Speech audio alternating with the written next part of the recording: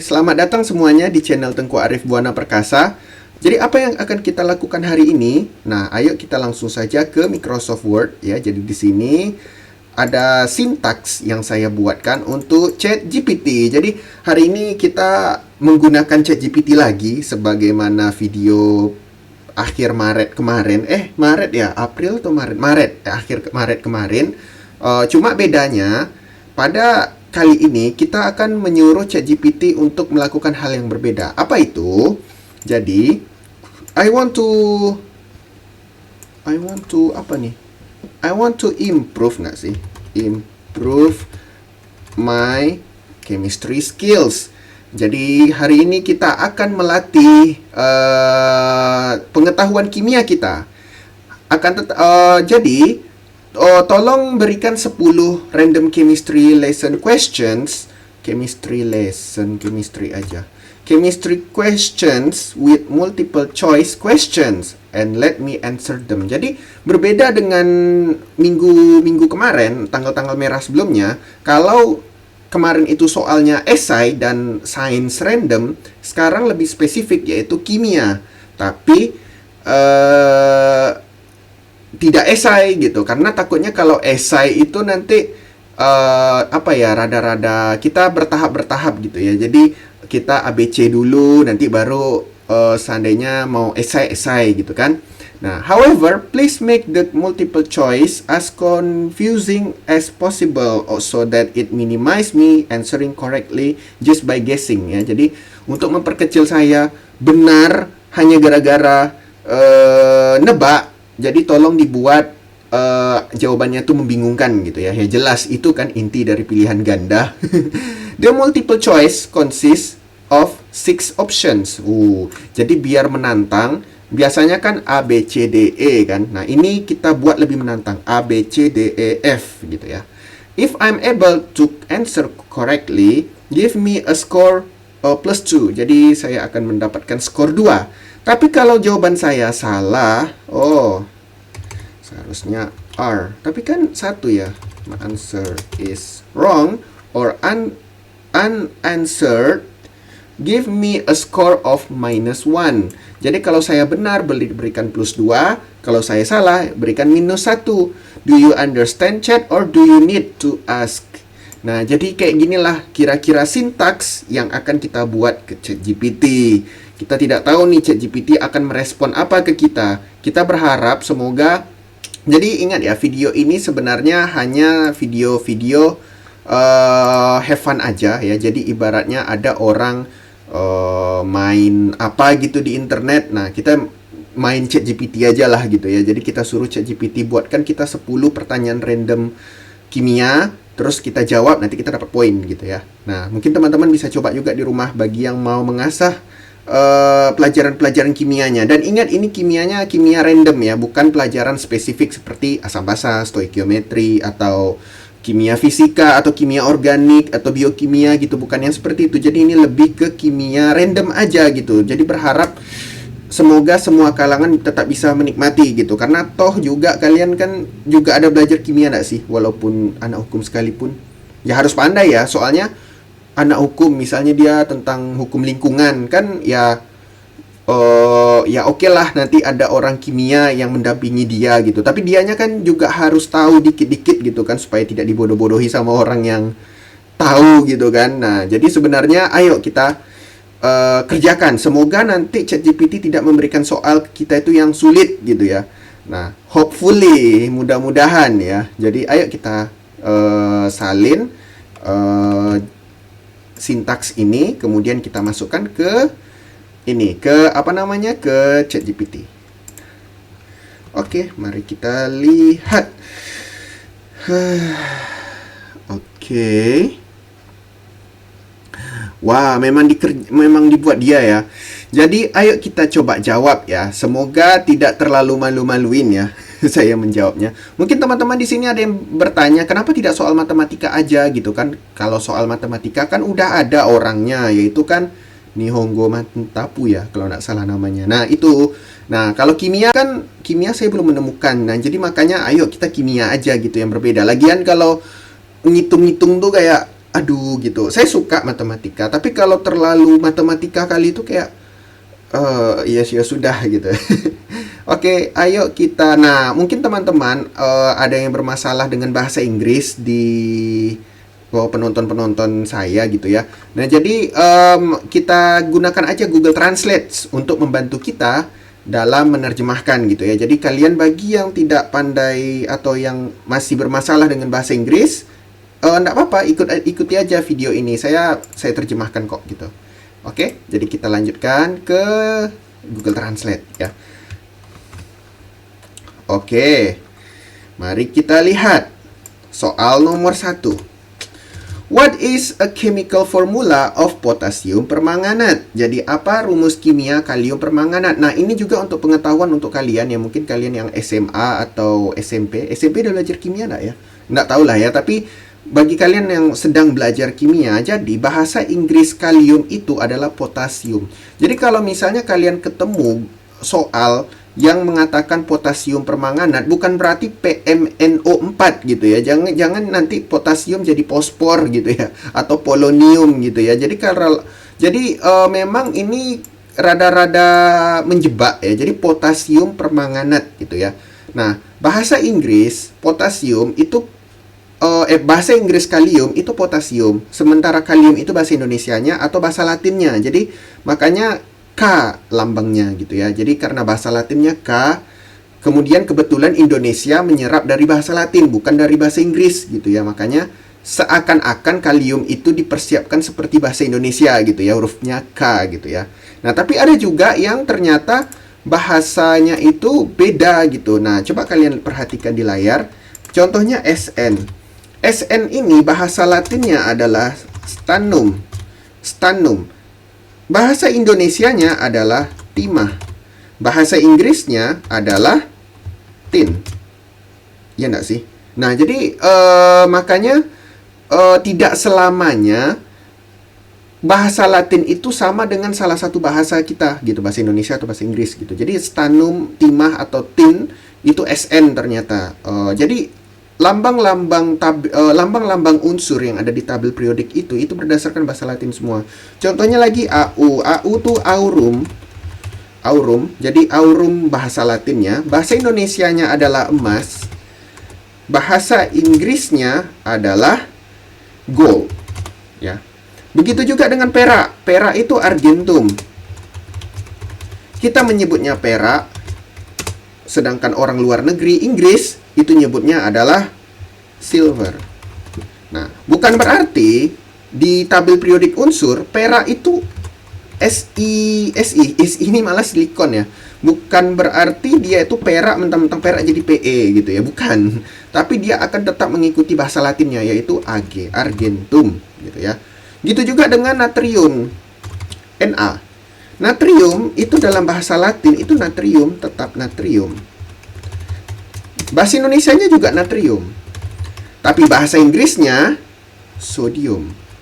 Bukan berarti kemudian lambangnya menjadi SO, bukan. Nah, lambangnya tetap Na gitu ya. Nah, jadi teman-teman ini tentang bagaimana lambang-lambang unsur itu dibuat gitu ya. Mengapa He, hidrogen, helium, litium, Li, berilium, Be. Kenapa beberapa ada yang beda gitu. Misalnya kayak perak, kenapa enggak Pe aja, kenapa Ag gitu ya. Nah, jadi seperti itulah asal muasal mengapa sebab bahasa Latin di kimia, lambang-lambang di tabel periodik unsur itu terkadang berbeda dengan bahasa kita gitu ya. Oke, kita lanjutkan. Jadi karena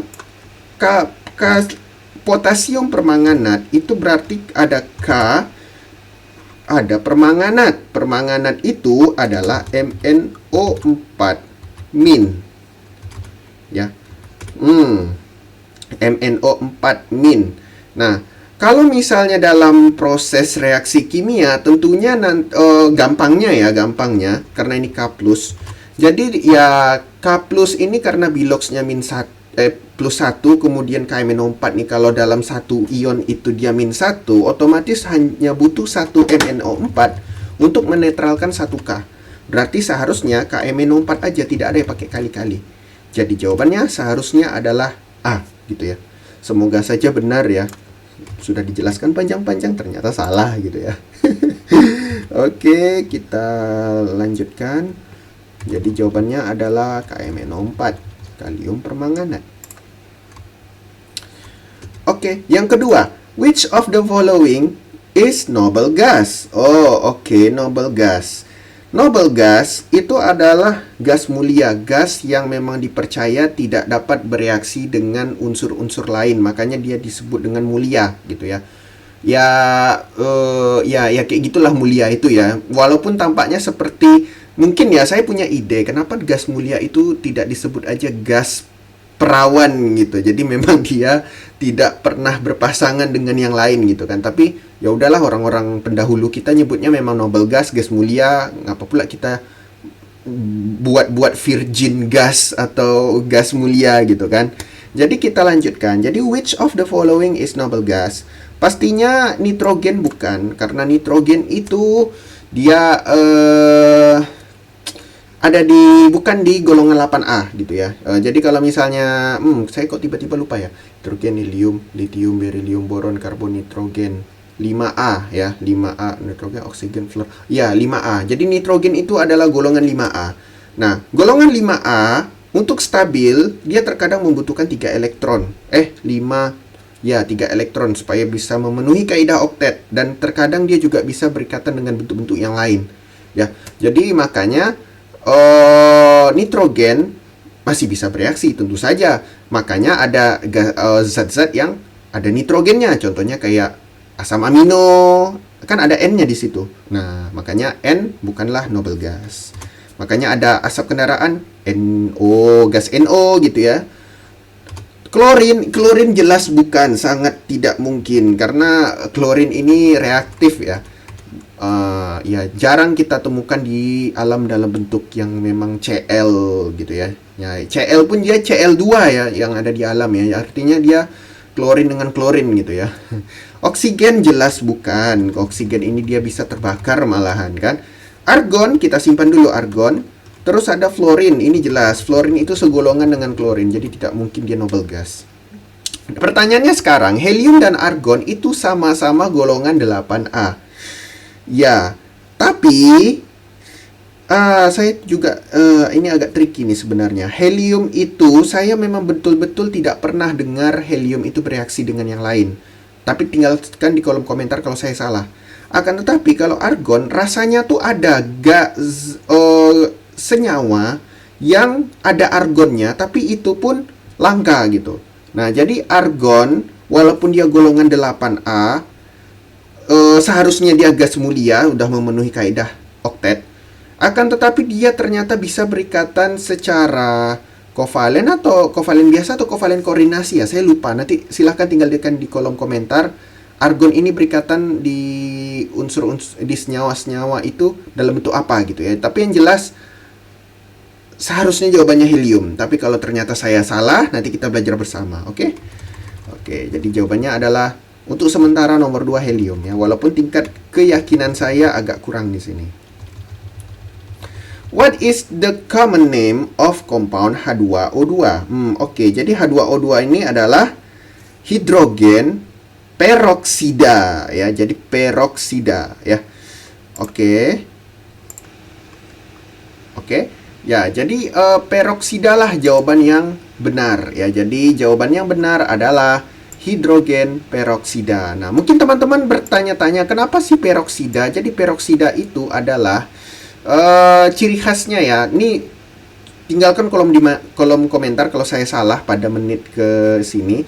Jadi peroksida itu adalah ketika sesuatu senyawa itu dapat sesuatu unsur dengan unsur itu berikatan antara oksigen dengan oksigen dengan membentuk ikatan tunggal. Coba nanti kalian lihat H2O2 itu bentuk molekulnya itu kalau tidak salah seperti ini ya. OH HO OH gitu. Jadi ada terdapat ikatan tunggal antara O dan sama O. Ikatannya single gitu ya, ikatannya tunggal. Nah, makanya disebut dengan peroksida. Nah, terus ada lagi nanti yang namanya superoksida ya. Kalau tidak salah, superoksida itu ketika oksigen itu biloxnya min setengah gitu ya. Kalau tidak salah, nanti silakan tinggalkan kolom komentar di bawah yang ahli bidang anorganik ya. Jadi superoksida itu ketika oksigennya memiliki bilox min setengah, tapi kalau oksigen yang punya ikatan tunggal itu kita biasanya nyebutnya peroksida, makanya kita sebut dengan hidrogen peroksida. Dari situlah namanya berasal. Jadi seharusnya jawaban B adalah yang benar. Kalau hidroklorik asid, ini jelas ini HCl ya. Jadi asam klorida gitu. H ini juga bisa disebut dengan asam ya. Untuk beberapa kasus ya, tapi tidak semua. Karena gini, H2O kita tidak pernah kan nyebutnya asam oksida kan. Jadi walaupun awalannya H, tapi lihat dulu gitu kan. Nah, itu balik lagi nanti ke teori asam basa Arrhenius ya. Jadi asam adalah sesuatu senyawa yang bisa melepaskan atom H ke dalam larutannya gitu. Nah, ya kayak gitulah ya. Nanti yaitu dari segi Arrhenius. Kalau dari segi Bronsted-Lowry ya donor aseptor proton. Proton di sini juga H gitu ya. Jadi makanya ya asam itu juga bisa mewakili untuk H dalam beberapa kasus ya. Hidrogen klorida, asam klorida itu hidrogen klorida. Oh iya, oke lah, katakanlah mungkin bisa atau tidak ya, bisa kalau tidak salah. Coba tinggalkan ditinggalkan di kolom komentar kalau ternyata saya keliru gitu. Hidrofluoric acid, asam fluorida ini HF ya. HF, asam fluor ida gitu ya. Jadi memang ada akhiran ida untuk yang muatan negatif ya, oksida gitu-gitu, rata-rata ya. Hidrobromic acid ini jelas bukan asam hidrobromat, seharusnya ada BR-nya. Asam hipoklorit ini juga tidak mungkin ya. Hipoklorit cek fakta dulu ya di Google. Jadi hidroklorit hipoklorit ya, sama-sama belajar hipoklorit, klorit, klorat, perklorat. Jadi seperti itulah ya. Jadi ya ini dia ya, ini. Jadi kalau asam hipoklorit itu adalah HClO ya. Otomatis kalau tidak ada asamnya cuma hipoklorit aja, seharusnya ClO min ya, karena H plusnya hilang, muatannya jadi negatif gitu ya. HClO2. Jadi kalau perklorat itu HClO2 gitu ya. Asam perklorat HClO2 min 1 juga ini semua. Karena kenapa min 1 semua? Karena untuk menetralkannya tuh gampangnya ya, hanya satu aja yang dibutuhkan gitu. Jadi kalau hanya lepas satu, seharusnya ClO2 min, ClO3 min, ClO4 min. Nah, jadi seperti tunggu. Klorit sama klorat kayaknya kok terbalik ya. Seharusnya klorat itu ClO4, klorit itu ClO3. Oh, ini dibalik-balik. Yang ini kali ya yang benar ya. Nah, ini yang benar. Jadi ini perklorat, ini klorat, ini klorit, ini hipoklorit. Ini benar ya, ini salah ini. Ini keliru loh ini. Oh, ini harus dirubah nih ya. Tapi saya sensor lah nih sumbernya dari mana, nanti takutnya pencemaran nama baik. Baik, jadi ini ya. Jadi ClO min ini hipoklorit, ClO2 min klorit, klorat perklorat. Gampang kok ngapalnya. Yang it biasanya lebih rendah, yang at itu biasanya lebih tinggi. Nah, kalau yang terlalu tinggi itu pakai perklorat, kalau misalnya terendah tuh pakai hipo gitu ya. Kayak hipotermia gitu ya, suhunya rendah, hipotensi gitu-gitu. Nah, gitulah intinya. Oke, jadi kita lanjutkan jadi jawabannya yang benar seharusnya adalah B. Oke, mari kita lihat.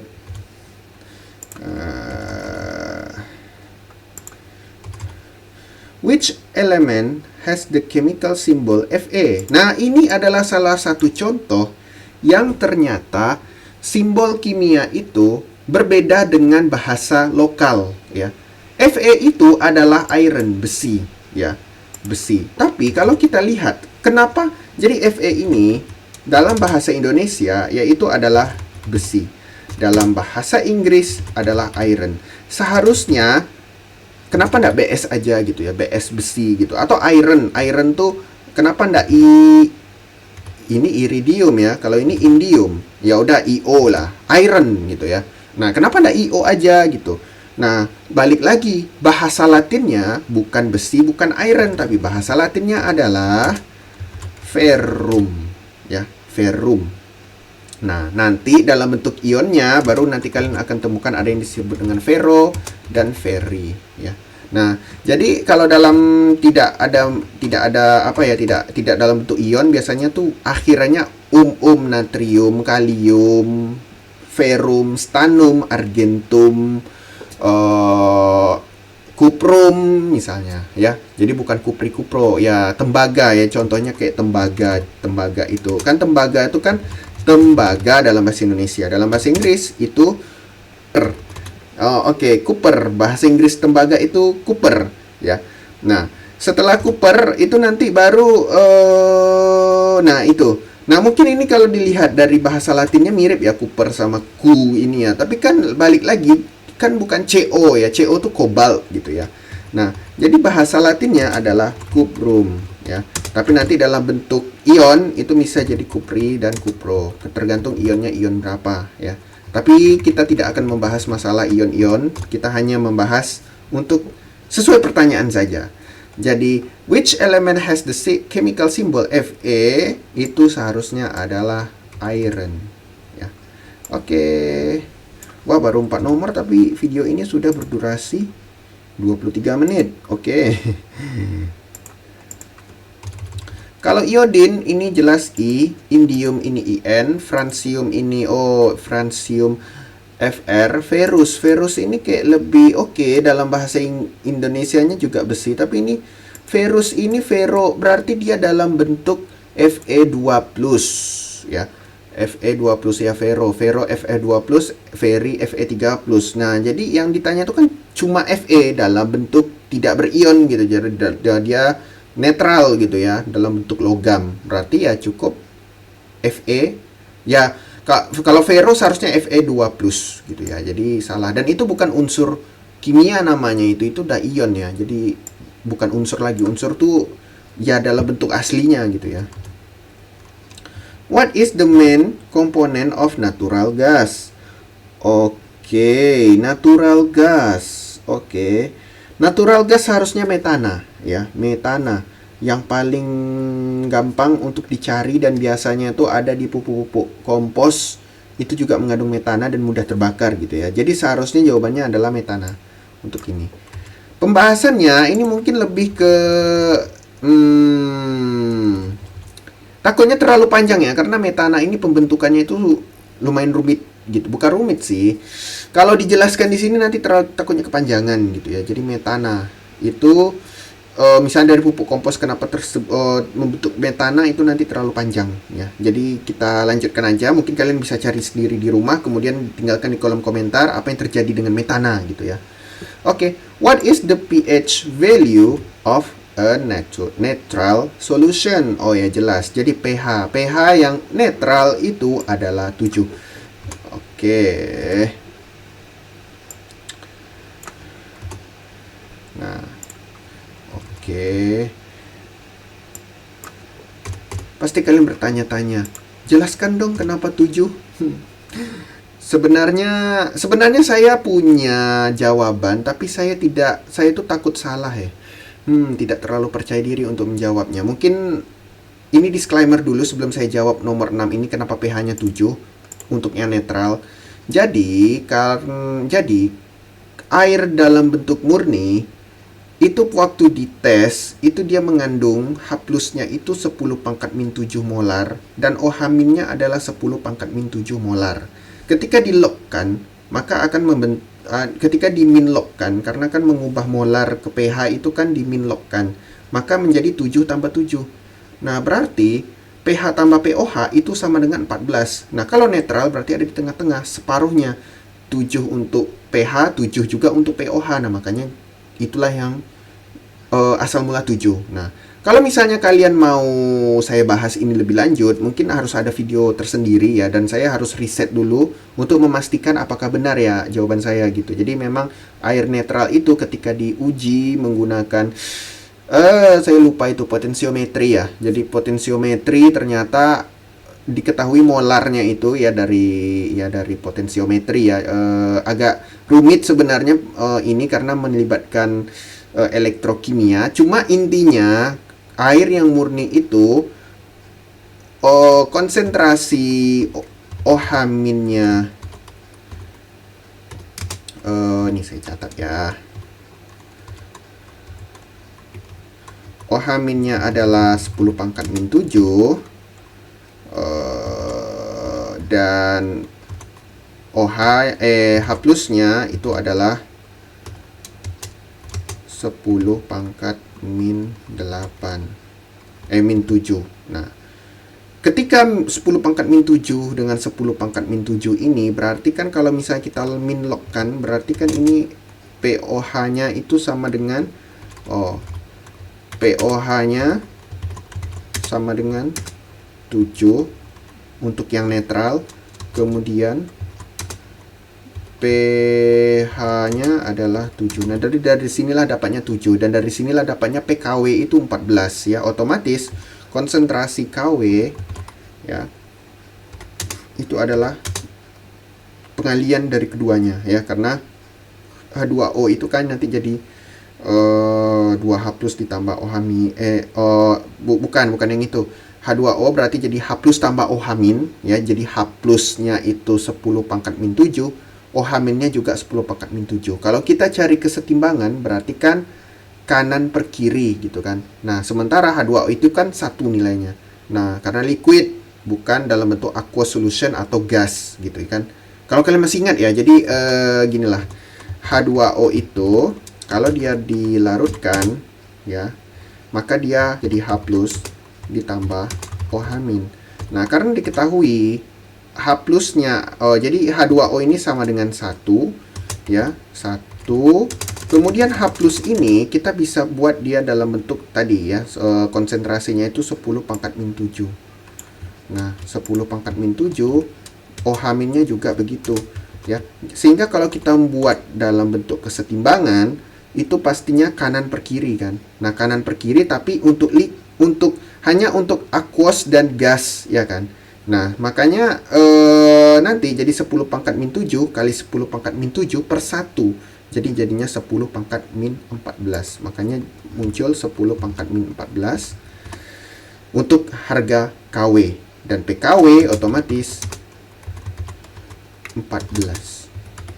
Ya, jadi penjumlahan pH itu sampai 14 gitu.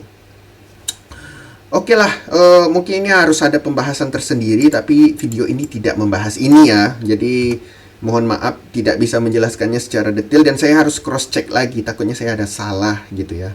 Nanti takutnya penyesatan masyarakat ya, apa namanya, ya mensesatkan masyarakat ya, gitulah pokoknya namanya. Oke, apa rumus kimia asam sulfat? Ya, ini pasti sangat terkenal ya, asam sulfat ya. Jadi asam sulfat ini asam klorida ya, asam H, klorida, klorin, klorida gitu ya. Kalau sulfat ini asam dari H juga, SO4-2-. SO4-2- ini adalah sulfat. Beda dengan sulfida. Kalau sulfida itu S2-. Berarti nanti jadinya H2S. Tapi kalau H2SO4 itu adalah asam sulfat. Maka jawabannya benar adalah B. Kalau HNO3 ini asam nitrat namanya. Kalau H3PO4 ini namanya asam fosfat. H2SO3 ini namanya asam sulfit. Ya, ingat lagi. Tadi kan ada klorid, klorat, perklorat, hipoklorit gitu kan. Nah, sama juga sulfat, sulfit, tapi tidak ada hiposulfit sama persulfat gitu ya. Jadi ini hanya sulfat dan sulfit gitu ya. Nah, ini asam karbonat ya. Jadi makanya jawabannya benar adalah B. Oke. Semoga tidak ada kesalahan ya. Kalau salah malu juga nih. Oke, mari kita lihat. Which of the following is an example of halogen? Jadi halogen itu adalah, kalau kalian lihat di tabel periodik, itu ada di golongan 7A. Sodium ini bukan, ini adalah golongan 1A. Ya, jadi maka jawabannya bukan sodium, bukan juga kalsium. Ayo coba tebak teman-teman, sodium ini apa simbolnya? Simbolnya adalah Na ya. Kalsium ini Ca. Klorin ini Cl. Magnesium ini Mg. Nah, potasium, ayo potasium. Bukan PO ya, PO itu polonium. Bukan PT, PT itu platinum. PS itu kayaknya tidak ada unsur yang lambangnya PS gitu ya. Jadi potasium itu adalah K, kalium. Ingat ya, ini bahasa Inggris. Bahasa Latinnya adalah kalium. Kebetulan bahasa Indonesianya sama dengan bahasa Latin gitu ya. Aluminium ini adalah Al ya. Jadi jawaban yang benar adalah Cl karena kalsium ini jelas golongan 2A, magnesium ini adalah golongan 2A, kalium ini golongan 1A, dan aluminium ini adalah golongan 3A ya. Jadi yang golongan 7A hanya klorin. Selain itu, ChatGPT juga tidak membuatnya menjadi membingungkan karena ini logam, ini logam, ini logam, logam, logam. Yang tidak logam cuma klorin. Ya, jadi seharusnya sih pilihan optionnya itu ya entah karbon kah, entah oksigen kah, gitu kan. Jadi ya sudahlah, tidak apa-apa, mempermudah kita kan. Karena kalau misalnya saya yang buat soal, nggak mungkin kayak gini opsinya, pasti ini kan bisa mudah ketebak ya, cuma dia sendiri yang bukan logam gitu ya. What is the process of converting a solid directly into a gas called? Jadi bagaimana apa proses pengubahan zat padat menjadi gas? Zat padat menjadi gas itu seperti kemper ya, seperti kapur barus gitu ya. Jadi dari padat tuh langsung kecium gitu ya. Dan itu namanya adalah sublimasi. Kondensasi ini bukan, evaporasi bukan ya, karena ini cair ke gas ya kan. Nah, jadi kondensasi juga enggak,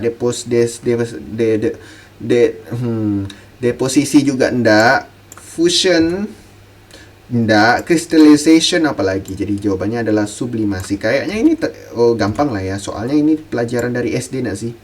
Menyublim, menguap, apa tuh lagi tuh, membeku ya gitu, mendidih gitu-gitu ya. Oke. What is the chemical formula of top table salt? Jadi rumus kimia garam meja. Oke, jadi seharusnya teman-teman, bahkan orang yang tidak belajar kimia pun juga harus tahu ya. Jadi ternyata NaCl ya, ini jelas gampang ya, garam meja. NaOH, ini soda api namanya. Natrium karbonat. Natrium karbonat ini apa nama lainnya kalau di bumbu-bumbu masak? Nggak tahu.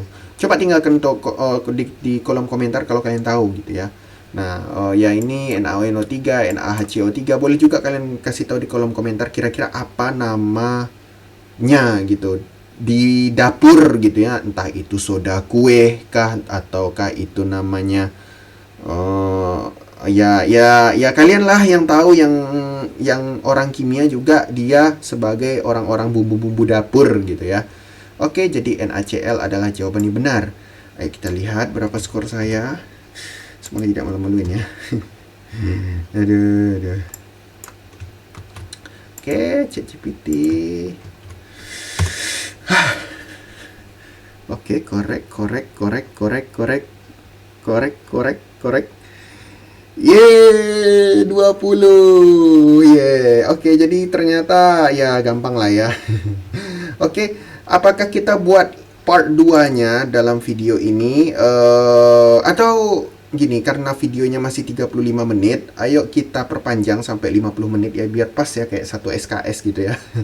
Oke, jadi satu gelombang lagi kita akan suruh ChatGPT-nya. Oke. Thanks, chat.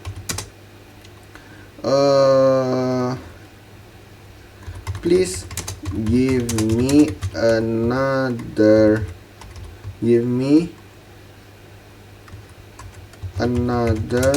10 questions and do the same way. And keep my point.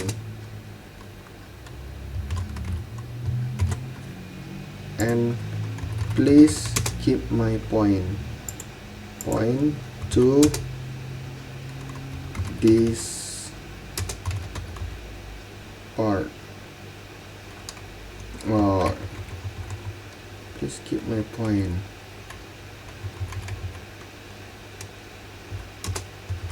You can add it into next question later after I answer it. Oke.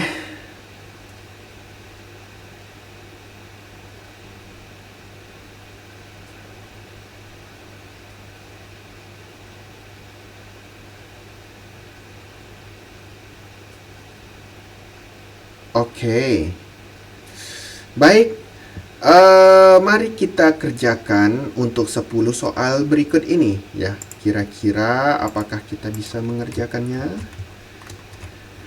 Kita lihat. Which of the following is an example of an alkali metal? Oke. Logam alkali ya. Jadi logam alkali itu adalah logam yang golongan 1A ya. Kalau kalian lihat tabel periodik unsur sekarang itu ada yang golongan 1A itu adalah logam alkali. Logam alkali itu bisa dibilang logam yang ya rata-rata reaktif, bukan rata-rata sih. Ya memang reaktif sih, bahkan termasuk hidrogen ya. Cuma hidrogen walaupun dia golongan 1A dia agak keluar dari logam alkali ya.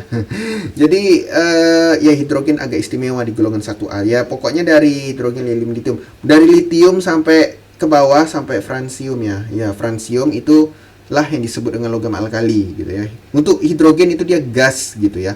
Tapi saya pernah baca, saya tolong nanti dikoreksi. Kalau nggak salah hidrogen tuh ada dia fase-fasenya tuh metallic phase gitu. Dalam tekanan dan suhu tertentu dia bisa jadi metal juga. Cuma saya betul nggak ya kira-kira kayak gitu.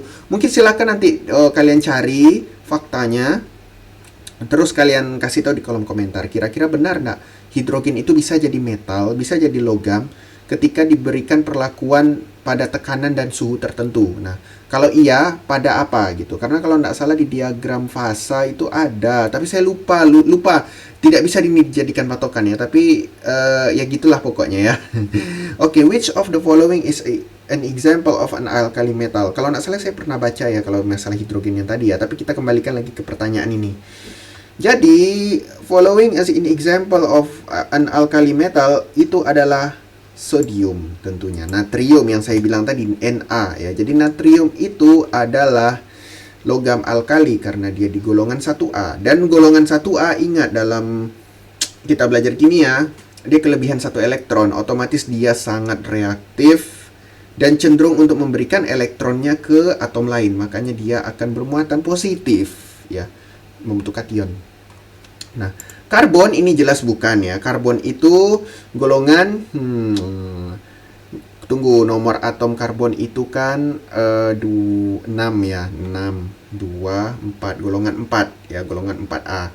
Oksigen itu golongan 6A, fluorin itu 7A, dia termasuk golongan halogen ya. Kalau fluorin itu neon itu gas mulia karena dia golongan 8A. Jadi jawabannya adalah seharusnya A ya. Jadi golongan alkali itu adalah sodium. Bukan alkali tanah kan, kalau alkali tanah 2A ya, tapi kalau alkali aja itu 1A.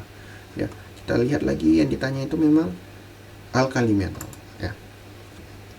Kita lanjut. What is chemical formula for ammonia? Jadi amonia itu adalah NH3 ya. Amonia bukan amonium. Kalau amonium itu NH4 plus ya, maka NH4Cl namanya amonium klorida ya. Jadi jangan sampai nanti salah ya. Jadi waktu pas gurunya nanya buatlah amonia gitu. Jadi buatlah amonia, buatlah struktur atau chemical formula rumus kimia amonia gitu ya. Nah, ternyata kalian tulis NH4. Tidak pula pakai kation, tidak pula pakai ionnya, karena itu jelas salah gitu ya. NH3 yang benar ya, karena N itu dia ada, jadi kan dia ada 5 elektron. Kalau kalian lihat di struktur Lewis itu kan N, titik gitu kan. Nah, jadi dia akan berikatan 3, nanti ada elektron yang berpasangan. Nah, makanya dia bisa mengikat 3. Nah, duanya lagi itu dia bisa stabil karena dia bisa berpasangan gitu. Tapi dengan tolakan tertentu, makanya dia akan membentuk VSEPR ya, valence shell elektron VSEPR. Lupa singkatannya, tapi yang jelas teori tolakan pasangan elektron ya. Mungkin kita cek dulu ya, VSEPR itu apa singkatannya? Singkatan VSEPR. Nah, ini dia. Tolakan, ya ini bahasa Inggrisnya ya, tolakan pasangan elektron valensi ya. Valence shell electron pair repulsion ya. Tolakan pasangan kulit elektron valensinya. Jadi makanya kalau kalian lihat di NH3 ini dia seperti ini ya. Jadi NH3, N-nya berikatan HHH. Kan N itu kan 5, jadi 1, 2, 3 di sini. Nah, nanti yang ininya itu menolak H itu menjadi ke bawah gitu. Jadi jangan menggambar NH3 itu kayak lurus gitu. Jadi dia ada tolakan sehingga bentuknya sama seperti H2O. Siapa sangka H2O itu bentuknya bengkok gitu ya, bukan lurus. Kalau lurus tuh kayak CO2 karena C-nya itu tidak ada pasangan elektron. Tapi kalau oksigen dan air H2O itu oksigennya kan ada dua pasangan elektron kan, sehingga membengkokkan si O. Karena membengkokkan si O, sedangkan O ini elektronegatifannya tinggi, sedangkan H ini elektronegatifannya paling kiri ya, rendah, maka terjadi polaritas muatan. Makanya H2O itu polar dan dia dapat melarutkan yang polar-polar. Mungkin kalau misalnya nanti kita ada waktu untuk membuat video tentang kepolaran, mungkin bisa juga nanti ya kita buat video itu gitu ya. Tapi kita kembalikan lagi ke pertanyaannya. Jadi chemical formula for ammonia adalah NH3, bukan NH4. Bukan NH4 atau NH4+, itu amonium, bukan amonia. Ini asam nitrat ya. NH2 ini saya tidak tahu ya kalau NH2 ini apa.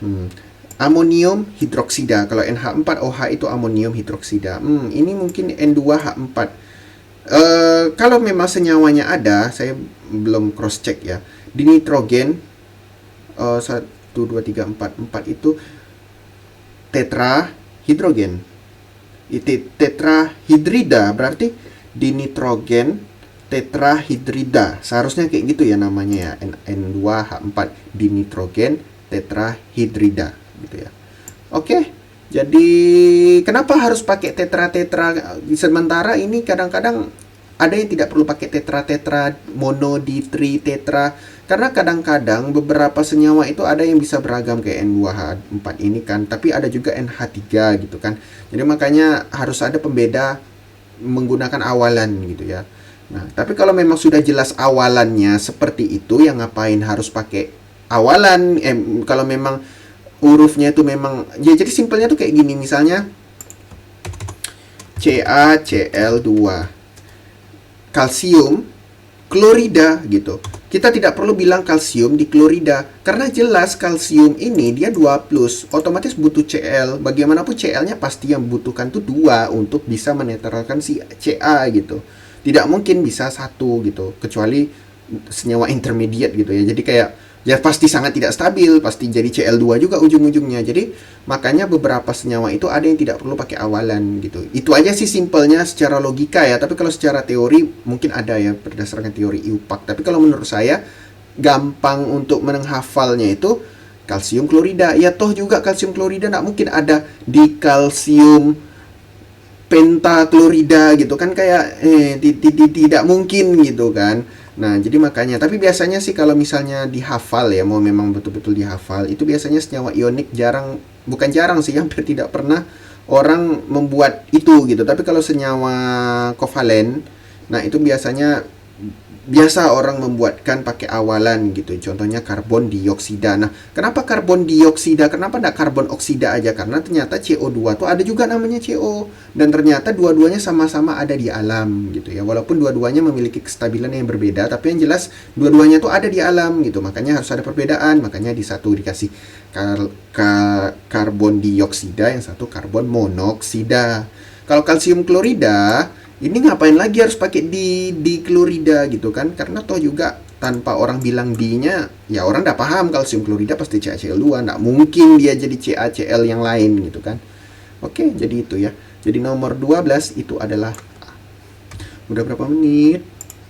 Udah 46 menit, waktu saya tinggal 4 menit lagi. Oke, kita percepat ya. Oke. What is chemical symbol of gold? Ini sudah saya jelaskan di awal video ya. Itu adalah, ini ada pengecohnya. GO. Oke, GO, AU. Nah, AU ya. Nah, bukan AU2 ya. Ngapain AU2 gitu ya. Di unsur itu jelas dia dalam bentuk tunggal gitu ya. Jadi tidak mungkin ada AU2. Ini jelas kita hilangkan. GL, mentang-mentang gold bukan berarti GL ya. Apalagi GD. GD ini gadolinium, jadi sangat berbeda, unsur yang berbeda. Argentum jelas bukan. Aurum lah jawabannya ya. Jadi nomor 13 adalah B. Oke. Which of the following is an example of non-metal? Oke, non-metal. Non-metal, kalau misalnya kalian mau, ini kan sebenarnya saya karena hafal ya, jadi jawabannya itu karbon. Cuma kalau misalnya kalian mau cek di tabel periodik unsur, yang metal-metal itu biasanya letaknya di sebelah kiri. Bukan biasanya sih, memang di sebelah kiri letaknya, ya kan? Nah, semakin ke kanan itu sifat metalnya semakin hilang gitu ya. Nah, karena metal itu salah satu sifat yang unik dari metal adalah dia suka memberikan elektron atau dia cenderung membentuk kation dibandingkan jadi anion gitu. Nah, karbon ini bisa membentuk kation, memang ada namanya karbokation, tapi juga ada namanya karbanion. Jadi seharusnya karbon ini adalah non-metal. Sedangkan natrium ini jelas Na+, ya memang betul-betul plus, tidak mungkin min gitu ya. Ya tidak mungkin kan dia punya satu elektron itu tuh dia nangkap 7 elektron gitu untuk mencapai kestabilan Na-7 gitu. Wah, ternyata terlalu ekstrim, dia kan butuh energi yang besar. Ya kurang lebih unsur-unsur ini sama dengan kita, dia suka cari cara yang tersimpel untuk bisa stabil gitu ya. Jadi seharusnya jawabannya adalah karbon ya. Example of non-metal ya. Bagaimana dengan magnesium? Magnesium itu jelas dia logam karena dia Mg2+, dan dia letaknya di golongan 2A. Pokoknya kalian ionkan aja. Minus enggak dia? Ada enggak di alam ini yang dia itu minus gitu? Atau biasa enggak kalian dengarnya? Sama kayak iron, ya Fe2+, Fe3+. Ya jelas ini logam ya. Kalau misalnya kalian tidak hafal ya. Zinc, kita lihat zinc itu Zn, dia golongan di golongan logam transisi gitu ya. Zn ini kalau tidak ada plus, kalau tidak salah plus 2 ya, karena ada ZnSO4 ya, plus 2 kalau tidak salah. Tapi yang jelas dia plus, tidak minus gitu ya. Itu juga copper ya, cuprum atau tembaga gitu ya. Cu2+ sama Cu+ gitu ya. Nah, CuSO4 atau Cu2O gitu ya untuk kupri. Nah, ya yang mungkin teman-teman pernah dengar istilah ini enggak, kalau karbohidratnya positif dia membentuk merah bata. Nah, ini ya copper. Jadi nanti perubahan Cu2+ menjadi Cu+ karena gula reduksi gitu-gitu ya. Nah, kita tidak akan bahas itu karena nanti videonya akan panjang dan nanti kemana-mana. Jadi kita kembalikan lagi ke pertanyaan. Jadi maka jawabannya adalah karbon.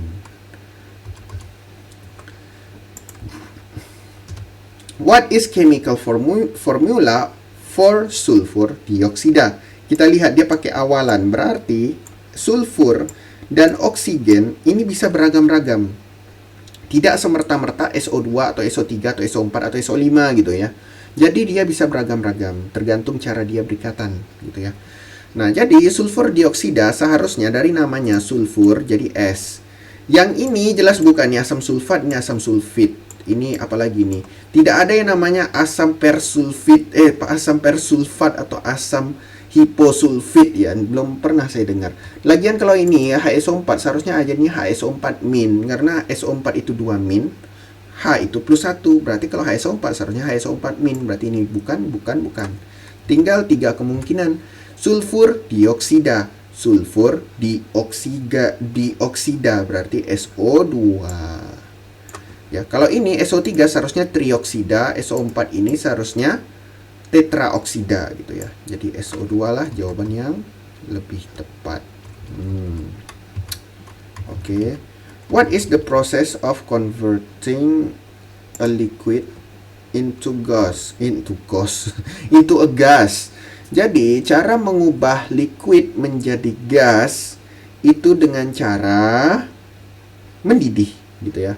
Tapi kalau mendidih itu kan tidak selamanya zat cair itu menjadi gas melalui proses mendidih ya. Mendidih itu kan ketika tekanan uap cairan telah sama dengan tekanan uap di atmosfer gitu. Itu baru namanya mendidih. Tapi kalau menguap kan ya tidak harus pada titik didihnya gitu kan. Jadi kalau kalian ngelap lantai, terus ya misalnya kalian numpahin air ke lantai, terus ibu kalian marah suruh ngelap, kan nanti tiba-tiba airnya hilang, nggak perlu kalian didihkan supaya airnya nguap gitu kan. Kan cukup kalian lap aja, besarkan aja luas permukaannya, nanti dia bisa nguap sendiri. Nah itu adalah salah satu bentuk dari aplikasi proses penguapan gitu. Jadi bedakan menguap dengan mendidih ya. Ya, jadi tidak perlu untuk zat cair itu menguap, tidak harus mendidih gitu. Jadi air tuh bisa nguap tanpa harus mendidih, tanpa harus melalui titik didihnya gitu. Sampai kalian ngelap lantai, toh juga dia jadi uap gitu kan. Nggak harus kalian didihkan pakai api supaya dia nguap gitu kan, nggak. Nanti rumah kalian terbakar loh kalau kayak gitu. Ya, ini juga nanti ada hubungannya dengan hukum termodinamika 2 ya, entropi. Tapi kita tidak akan bahas ke sana ya. Nanti takutnya dikit nanti nonton video ini gitu ya. Jadi perubahan zat cair menjadi gas itu disebut, kok saya jadi ngeblank? Oh, penguapan ya. Jadi sublimasi ini enggak, kondensasi ini bukan, evaporasi, deposisi, fusion, crystallization bukan enggak. Bukan juga. Oke. What is chemical formula for hydrochloric acid, HCl? Perasaan ini udah ditanyakan belum tadi ya? Udah. Coba kalian tinggalkan kolom komentar di bawah ya. Atau pas saya ngedit video nanti coba saya cek gitu ya. Ini namanya air, ini namanya asam nitrat, inilah asam klorida, ini asam sulfat, ini asam karbonat, ini hidrogen peroksida ya, atau asam peroksida ya. Beberapa orang ada yang nyebutnya asam peroksida gitu ya.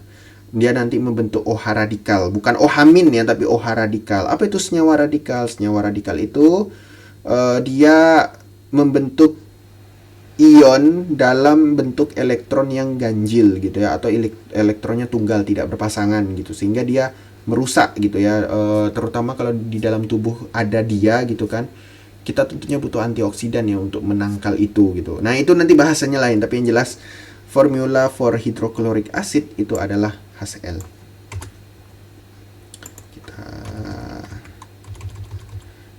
Oke. Which of the following is a transition metal? Oke. Jadi kalau kalian penasaran apa itu logam transisi, jadi kita buka tabel periodik ya. Tapi sebelum buka tabel periodik, saya jawab dulu. Dan jawabannya adalah Cooper ya. Karena kalsium ini golongan utama ya, golongan 2A. Sodium itu golongan utama juga, 1A. Aluminium itu golongan utama juga, 3A. Potasium itu 1A, magnesium itu 2A. Jadi ya hanya Cooper lah yang golongan 1B ya. Nah, sebenarnya apa sih transition metal itu? Jadi kalau kalian lihat di tabel periodik ya, jadi kita buka tabel periodik unsur. Jadi kalau kalian lihat di tabel periodik unsur ya, di sumbernya detik.com. Jadi pada periode 1 itu dua buah hidrogen dan helium ya kan. Periode 1. Nah, pada periode 2 ini bertambahlah jumlahnya 8. Litium, berilium, boron, karbon, nitrogen, oksigen, fluor, neon. Nah, pada periode ketiga itu tetap sama seperti periode 2, natrium, magnesium, aluminium, silikon, fosfor, sulfur, klor, argon. Nah, nanti di golongan di periode keempat ternyata ada suatu unsur yang kalau dibilang 2A enggak, dibilang 3A juga enggak gitu. Dia karena memiliki subkulit yang tidak dimiliki oleh periode-periode sebelumnya, yaitu subkulit D. Dan subkulit D itu menjadi pertimbangan untuk membuat dibilang golongan 2 enggak, dibilang golongan 3 juga enggak. Makanya dibuatlah transisi antara golongan 2 dan golongan 3 disebut dengan golongan transisi. Nah, makanya karena dia punya orbital D yang tidak terisi penuh gitu ya. Nah, makanya inilah dia. Nah, Cooper itu ada di sini, 1B ya. Nah, nanti kalau ini golongan ini periode 4, nanti periode 5 gitu juga. Nah, periode 6 dan periode 7 ini unik lagi, di antara golongan 2A dan golongan 3B ternyata ada lagi senyawa antara. Jadi sebenarnya ini diletakkan di sini sebenarnya. Cuma kan kalau diletakkan di sini kan jadi terlalu panjang gitu kan.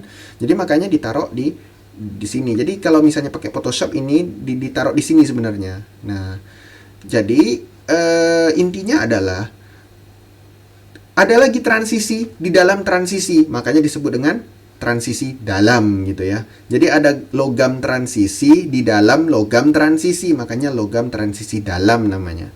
Nah, nanti ini ada deret lantanida sama aktinida di dalamnya gitu. Dan ini memiliki orbital baru yaitu F. Makanya kalau kalian lihat di aturan 2818 ya dia menggambarkan ini 2 8 8 18 18 32 32.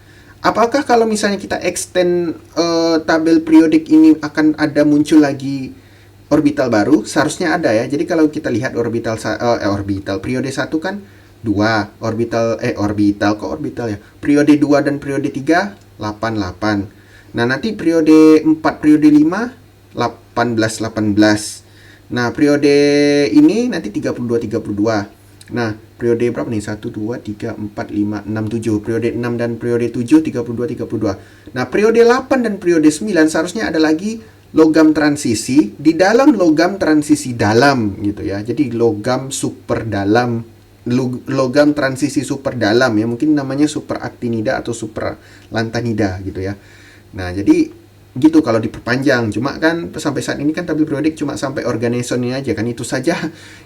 Yang namanya unsur alami kan biasanya nomor atomnya di bawah 83 biasanya, yang punya kestabilan, bukan atom murni, salah saya, yang punya isotop stabil gitu ya. Jadi sampai bismut kalau tidak salah. Koreksi saya ya kalau misalnya teman-teman ada yang dari nuklir UGM mungkin koreksi sampai bismut kalau nggak salah. Jadi ini bismut, di atas bismut polonium, astatin, radon dan selanjutnya itu udah radioaktif, tidak punya isotop stabil. Tapi kalau selagi sampai bismut ya, itu dia punya isotop stabil. Setahu saya ya, tapi saya bisa saja salah. Tolong di cross check lagi fakta ini ya.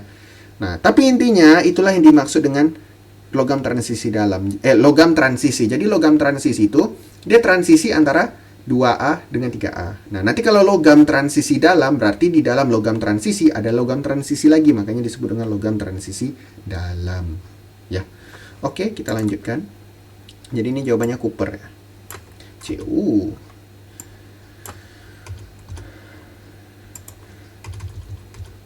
What is pH value of basic solution? Jadi, kalau misalnya basic solution. Seharusnya yang di atas 7, bisa 14, bisa 12, bisa 10. Pertanyaannya harus diedit ya. What is the most pH value? What is the pH value of a maximum basic solution? Seharusnya kayak gitu ya, pada kata-kata maksimum ya. Karena pH itu kan dari 1 sampai 14, ya kan? Tidak ada pH 0 kan? Oh, ya pH 0. Ya, ada pH 0 ya. Ya, nanti tinggal kolom di komentar di bawah. Saya harus belajar lagi itu. Jadi pH itu kan maksimalnya sampai 14.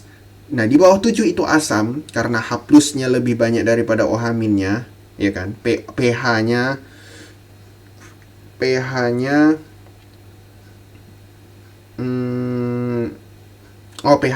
salah.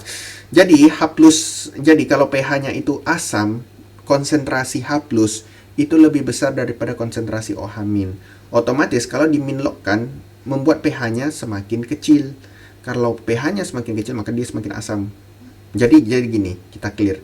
Kalau pH-nya semakin asam, kalau larutan itu semakin asam, jumlah H+-nya makin banyak. Kalau jumlah H+-nya makin banyak, otomatis pangkat minnya kan tentu makin kecil angkanya kan kalau di luar minnya kan. Nah, makanya waktu di minlockkan itu jadi lebih kecil dia. Nah, nanti karena dia lebih kecil, itulah yang menyebabkan lebih asam, lebih kecil pH-nya. Nah, sebaliknya kalau pH-nya kalau misalnya basah, H+-nya makin kecil. Karena H+-nya makin kecil, di minlockkan menjadi besar. Makanya biasanya perhitungannya berdasarkan pOH bukan pH. Nah, makanya jawabannya adalah 14. Aduh, gimana cara menjelaskannya ya? Harus ada coret-coret, cuma ya sudahlah. Kita balik aja lagi ya. Takutnya nanti terlalu teoritis. Ya, gitulah. Nomor 20 terakhir nih. What is chemical formula for carbon dioxide? Ya, ini jelas ya, ini CO2. Oke, tidak perlu ditanyakan lagi. CO3 ini ya karbonat ya, dan CO3 ini biasanya CO3 2- ya. Jadi tidak dalam bentuk yang utuh seperti ini, tapi dia dalam bentuk ion ya, makanya H2CO3. Nah, ini bikarbonat ya, ini CH4 metana, C2H6. C2H6 tuh etana. Iya kan, etana, metana, etana ya. Baru nanti propana kalau C3H8 kan. Oke, jadi kita lihat apakah saya benar menjawab ini.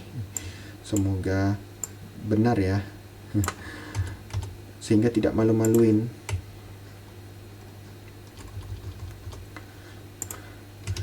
Oke. Baik, ChatGPT. Periksa. Korek. Yeay, 40 nilainya.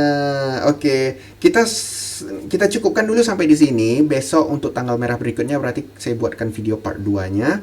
Oke, nanti untuk part 2 kita buat lagi 30 soal ya, biar pas sampai 100. Apakah saya berhasil mendapatkan nilai 100? Ayo nanti kita cek lagi ya. Oke, baik, terima kasih semuanya yang sudah mau menonton sampai habis. Klik like kalau kalian suka. Silahkan juga berikan saran kalau misalnya kalian mau menyarankan video-video apa saja gitu ya. Dan video ini saya beri rating B1 ya, karena kalau A1 itu kan cuma ngerjain aja gitu kan. Tapi kalau B1 ya kita ngerjain happy-happy juga, have fun, tapi juga ada ya ada pelajaran-pelajaran lah yang bisa kalian ambil gitu ya.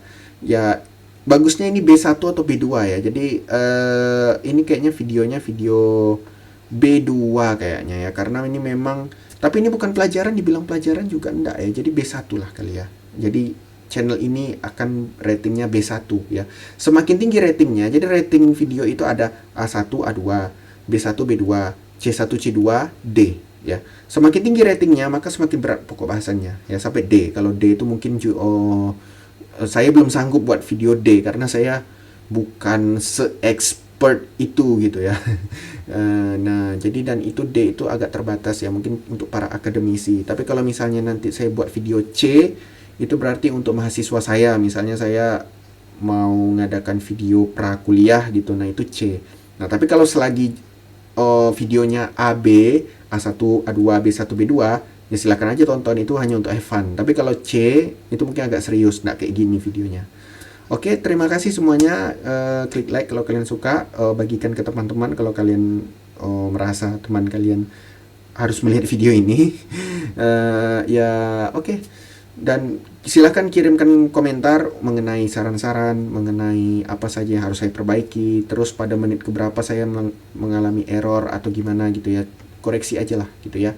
Oke, terima kasih semuanya.